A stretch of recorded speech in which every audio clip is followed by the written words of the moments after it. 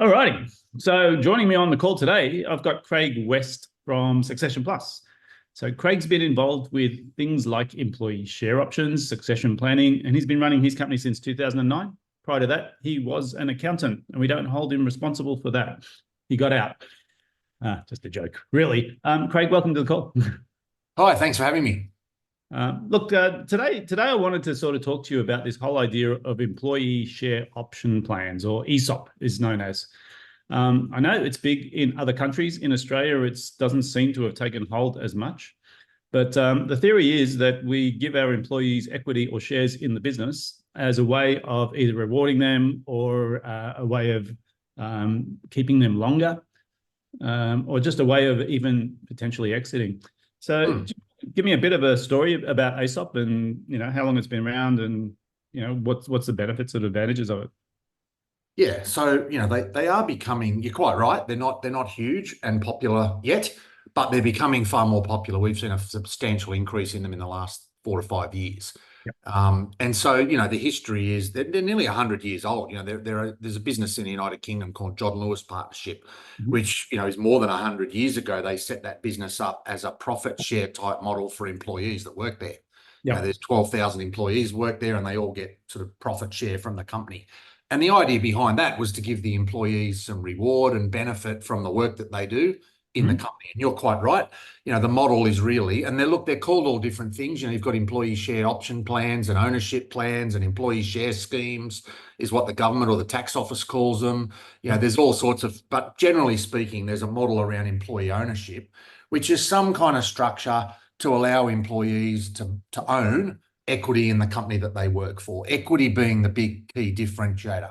It's not a bonus scheme. It's not a income payment or a commission or anything like that. It's actually owning some of the equity. And that's quite different for most employees. Okay, got you. So it's not profit share, because I think some of our plans are funded by profit share, but what we recommend, and there are a small number now of industries where you can't do an employee share plan. There's only a couple left, but for legal reasons and restrictions on ownership and things and licensing. But generally speaking, we use a profit share as a mechanism to allow employees to buy shares.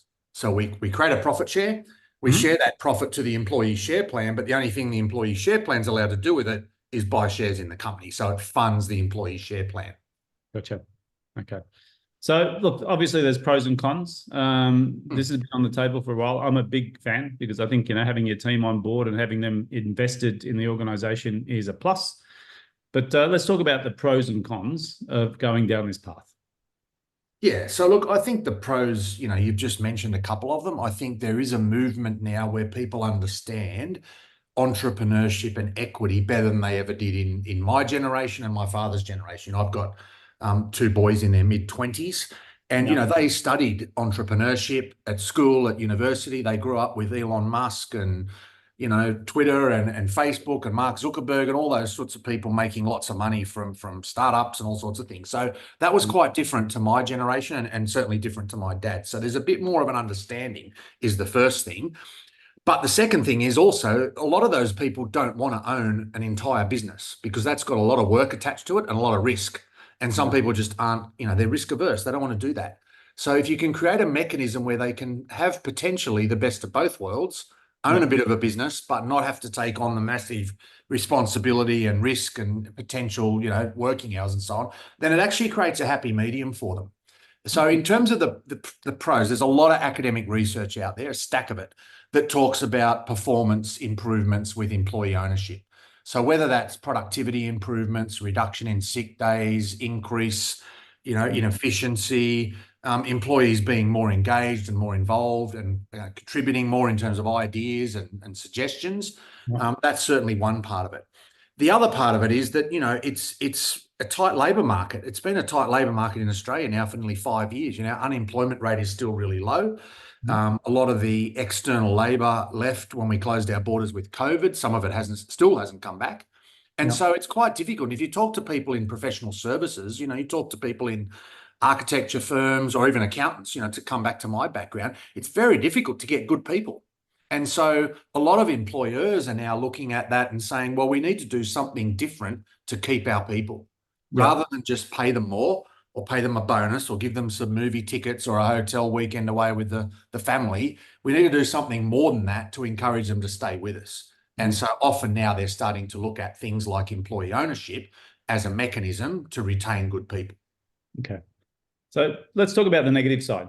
What are the cons? What are the risks? What's the downside of going down this path? Yeah, look, I don't think there's a lot, to be honest. I mean, as I said, there's a lot of positive academic research. There are always cons when you do things. I think the things that go wrong are not necessarily because of employee ownership. It's because of how the plan's been set up. So basically, it's quite important to understand what you're trying to achieve with a plan. At the end of the day, an employee share plan is just a set of legal documents. It doesn't actually do anything unless you engage and educate the employees about what it is, how it works, and what's in it for them. At the end of the day, if they don't understand how it works, they don't understand what benefits they get from it and or what they need to do to contribute to that, then it's not going to be that effective. The other thing I would say is I have seen plans where people rush in and get all their employees and give them a whole stack of equity really, really quickly, and then it doesn't have the effect they want as quickly, and so they're worried that now they've done the wrong thing. That's generally an issue with the timing of implementation rather than the model itself. So I think it's important to get the rules right. It's important to do it slowly. These are long-term. Equity by definition, whether you're talking about equity in the share market, equity in your house, equity in a private company, it's a long-term investment by definition. That's what it means. It's a long-term investment. So, you know, if people are looking to put it in now and get rich in the next 90 days or the next 6 months or even the next 2 years, that's not how it works. It's a 5, 10, 15-year plan. And I think as long as we keep those things in mind, design the rules to get the outcomes we want from the plan. And lastly, it has to be a win-win-win. So what that means is at the end of the day, when you introduce the plan, the business itself has to be better off. The employees themselves have to be better off, and the founders or the owners have to be better off. And if you can do those three things, you'll generally get a pretty good outcome. Okay. So look, I suppose what I'm hearing is there's a bit of prep work to do. There's a fair bit of prep work to do, absolutely. Bit of design and, you know, understanding the business, its financial performance, what its key risks are, what the key things that it needs to focus on. You know, if you look at most businesses anywhere in the world, there's probably 100 things you could do to improve that business. But the reality is 90 of those will make tiny, tiny difference. And I'm not saying don't do them, but they're not the ones you should do first.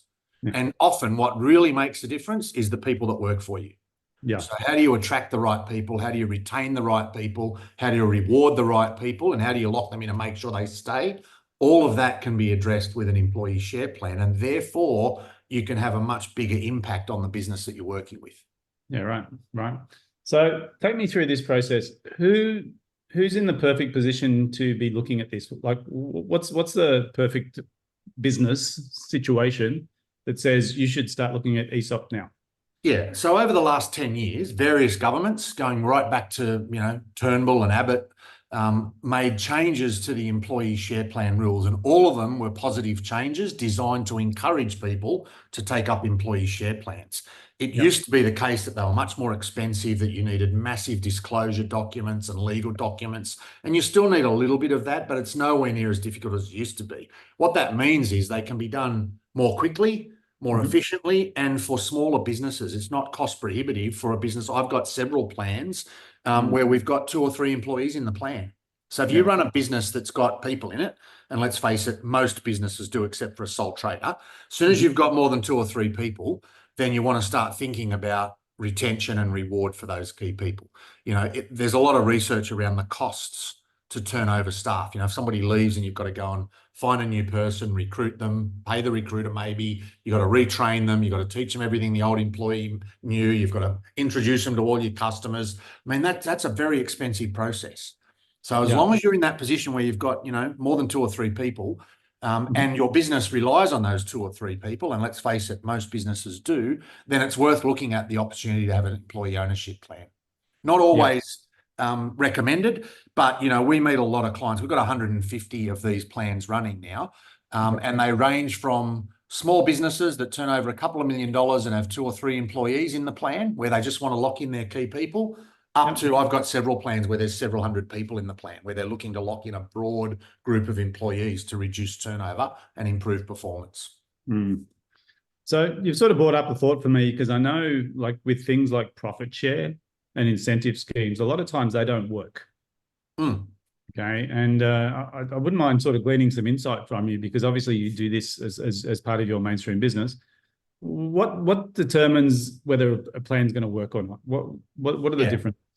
I think you have to firstly be really clear on what you're trying to achieve. So Yeah. if you've got, and I looked at a plan the other day, and the first thing I noticed, that the owner very proudly sent me this magnificent spreadsheet that showed how the plan worked. An hour later, I'm still clicking on cells trying to work out what all the formulas do. And I just said to him, look, this looks magnificent. This thing could probably drive something to land on the moon, but it's not going to run an employee share plan because no one understands it. I still haven't worked out how it works. Now, if I can't work it out and I look at these things every day, then your employees have no clue what you're talking about. And so that's the first thing. It has to be very clear, very transparent, and simple for an employee to understand what's in it for me. Otherwise, it doesn't work. Okay. The second part of that is people often put in place bonus schemes or incentive plans or even commission models for salespeople, and they don't think through the implications of what they're doing. So if most people think about, you've probably worked in a business at some point that's got salespeople in it. And, real estate agents are a great example. Most of them earn a very low salary. They might earn $60,000 or $80,000 in fixed salary, but they could earn $200,000, $300,000, $400,000, $500,000 in commissions if they make sales. Now, that creates problems. Any kind of remuneration, people behave based on how they're paid. That's the underlying, model here. So when you think about paying people commission for sales, that's great. That all sounds really good. But I've worked with real estate businesses where their agents, even though they work for the same business, they're competing with each other. Why? Yeah, right. Because that's the way they get paid. I've worked with salespeople where, they might get to the end of the month, 5 days to go, realize they're not going to hit their target for their monthly bonus. So they pull back the last 10 orders from that month and put them in the next month. Now that's terrible for the business, terrible for the customer. It's inefficient, but it's because of the way they're paid. So I think the message is you've got to think really, what behavior are you trying to encourage? And then how do you match whatever your incentive plan is? How do you match it to that behavior? Yeah. Otherwise, you're going to get these sort of different angles where it doesn't quite work because people are setting it up and they're not considering the full implications of what they're doing. Yeah, gotcha. And I think the big point around that is, and the reason that employee share plans work is because they're long-term. In most businesses, very short-term behavior is not helpful over the longer term. And as a business owner, you really should be thinking longer term, how do I make my business more valuable? What can I do to add value to that business over 5 or 10 years before I retire and sell it? Now, if you're thinking about sales this week or this month or even this quarter, that's not how you add value over the longer term. Might be something you want.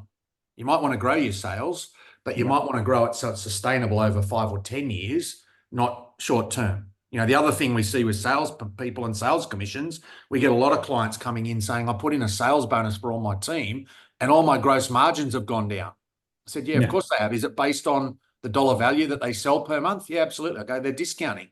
It's obvious. But you don't think of that when you set the plan up. So you've really got to think about what behavior am I trying to encourage and how do I match an incentive plan design to deliver that outcome. Yeah, and I think what you just described is there's an iterative approach for a lot of people. They actually have to put something in, see what happens, adjust it, see what happens, adjust it, see what happens. You've got to constantly review it and update it. Absolutely. Yeah, gotcha. Okay, so really, like anyone who's got team that they want to hold on to, this is a great thing to look at because it's a retention strategy. Correct. What about this fear that business owners have about exposing their team to the profitability of the business or their books? How do you deal with that? It's probably one of the most common questions and complaints and fears that we get. So business owners sort of, I don't want my employees to know how much money I make. And interestingly, there's some really good research on this topic out of Harvard. And what they did over there was survey employees and ask them, the company that turns over $10 million, how much net profit do you think it makes?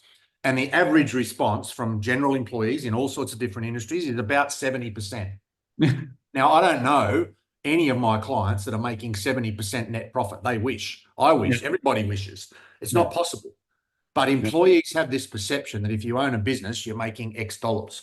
Now, the easiest way to fix that is to show them. Now, I don't mean give them a copy of your tax return and your profit and loss statement, let them log into your Xero or MyOb file. That's ridiculous. They're never going to want to do that anyway. What you Yeah. need to give them is some key metrics about how the business is performing. Very difficult for someone to change or improve performance if they don't know where they're at.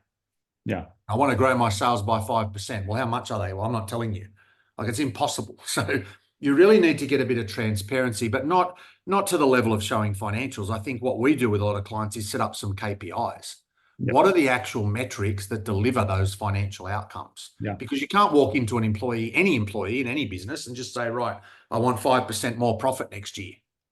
What they need to know is, what do they need to do? What activities need to be undertaken by them, their team, the business, to actually deliver better performance? Now, that might be more sales, it might be cost cutting, it might be more efficiency, it might be better pricing, it might be client service, it could be a whole stack of things. Profit's actually the outcome of doing everything else really well. So you've got to have metrics that measure all those other things. What are the other things that we need to get right to deliver the right level of profit? So you can actually take the attention away from the profit or the P&L and actually come back and say, well, actually what we need to do is improve our customer service, introduce these 3 new products, and sell 10% more. Now, those KPIs then are measurable, easy to see. Employees can understand what they need to do to get them, and then they get the benefits from the flow-on effect, which is the improvement in performance and profit down the track. Right. So really what you're saying is it is open book management, but with a level of education. Yeah. It also is about making sure the metrics that you're sharing are valuable or useful. Because I've heard a worse stat than your one. I heard one guy say that when a employee sees you sell something for $1,000, they think you made $1,000. Yeah, absolutely. And it's naive, but I get it, right? Because they're employees. They don't see the And it's machinations. not their focus. It's not their education. You know, the world doesn't need any more accountants. Let's be honest. What we need is employees that are really good at doing what they actually do day to day. Now, if that's an architect, you don't want them worrying about your accounting. You want them drawing and building beautiful buildings. And the more they do that and the better they service their customers that are trying to do that, the more money will end up coming. So I think it is true. Employees aren't financially educated in business or entrepreneurship. They don't have accounting degrees, and we don't want them to. What we want them to do is know what they need to do or what they can do to help you improve the performance of the business. And the reason they would do that is if they've got a vested interest, as in some kind of equity arrangement, where they benefit from that as well. Okay, fantastic. So let's talk about how someone sort of goes down this path. What's step one? Yeah, look, the first thing is to get an assessment of the business and where it's at. What we do is a full valuation. So we give our clients a 60-page report. It's got some financial analysis, but it's got a lot of non-financial analysis. So what do the structures look like? What are the risks? What's your HR look like? You know, have you got a board? Is there external directors? What's your accounting system look like? What's your cybersecurity look like? Because all of those things actually contribute to the overall outcome. Then we do some benchmarking against industry averages to see whether they're over or underperforming, and ultimately evaluation that says 2 things. One, your business today is worth $5.5 million. Secondly, it says what it should be worth or could be worth is $7 million. And then here's why it's not. Here are the risks that are reducing the valuation, or here's the benchmarking areas where you're underperforming against your competitors, which means you're not worth 7 million, you're worth 5.5. So that's the starting point. We also need to look at things like structure and, you know, the people that work in the business and who are the key people and who owns what. You know, what are we going to do in terms of taxation concessions? There's some different considerations there. But ultimately, it's like an assessment up front to say, yes, an employee share plan would work for you. And here's the best plan. Because as I said at the start, there's 5 or 6 different models you can use. So which one suits that particular business, given its size, the number of people, the turnover, the tax situation, etc. And then we can start to think about, if we've all agreed that we are going to go down this path and implement an employee share plan, then the next step is, what does it look like? Gotcha. So really, what I'm hearing, a business that has employees they want to hang on to for a long period of time. That's the first buying signal. Absolutely. The second thing is that they've got some level of data, so we can do a valuation of the business and understand where it's at right now. Yep. Benchmark it against an industry and see where the gaps are. Yep. And start using this whole incentivization idea as a way to close those gaps. Yeah. Absolutely. Yep. So what's the big resistance? Why do people not do this? There's two things. I mean, I did some academic research on this not long ago. There's two key things. One is just lack of education and understanding. Hmm. Most people, if you ask most business owners in Australia or anywhere else, what are the options for you to exit your business? They don't mention an employee share plan. They talk about selling it. If it's bigger, they talk about listing it. They might talk about private equity. Some of them might even talk about giving it to their kids. But generally speaking, employee ownership's not well known and well recognised. There's not a lot of case studies and success stories yet in Australia anyway around how that works and how it's worked for other owners. We've got some clients that have been able to do that successfully, and so there are some case studies coming now. And I think the other point is just a lack of, really, it's again education, but a lack of education as to what it means. I've met owners that said, "Oh, my business is nowhere near big enough for an employee share plan." Yeah. And you find out they've got a business that does $25 million in architecture fees and they've got 50 staff. You go, wow, it's certainly big. It's way bigger than what you need to have. There's a perception by some people that share plans are good for listed companies, but not for private businesses.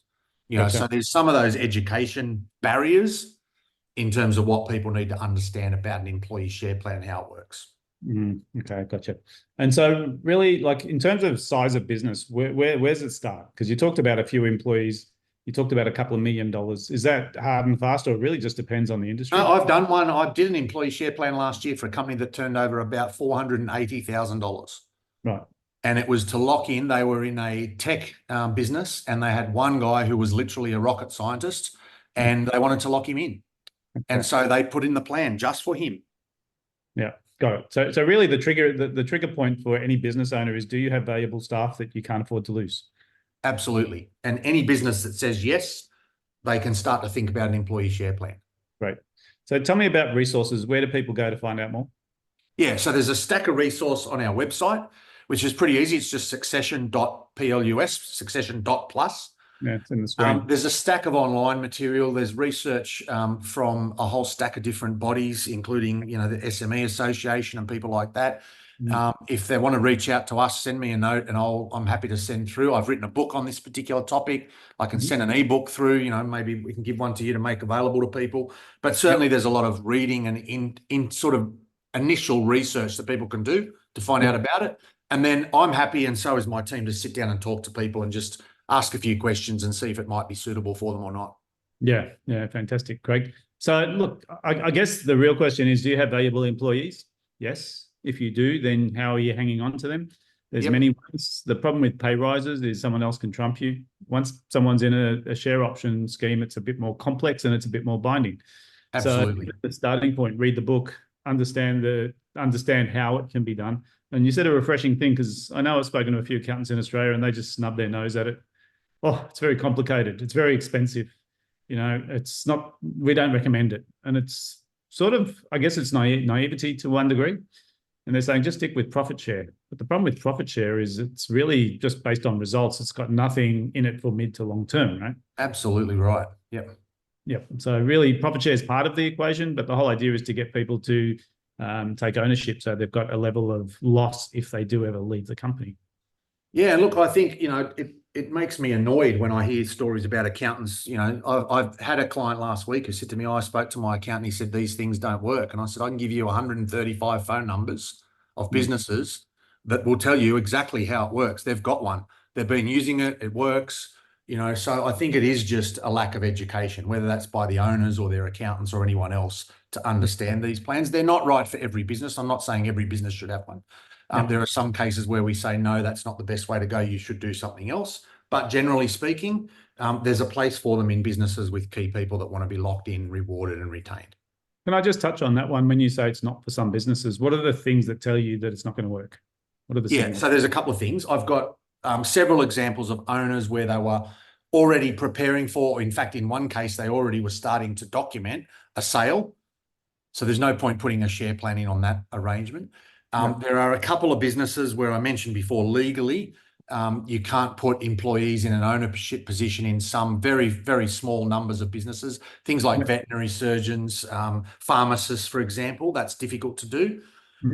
And look, in other cases, I did meet one client. This is a bit of it's not meant to be a joke, but it is a bit funny. I did meet one client who called me in because he had a big problem with employee engagement. and halfway through the meeting slams his hand on the desk and screams out for a cup of coffee. And I actually said to him, I'm not sure an employee share plan is going to fix your problem. So maybe it's something like that.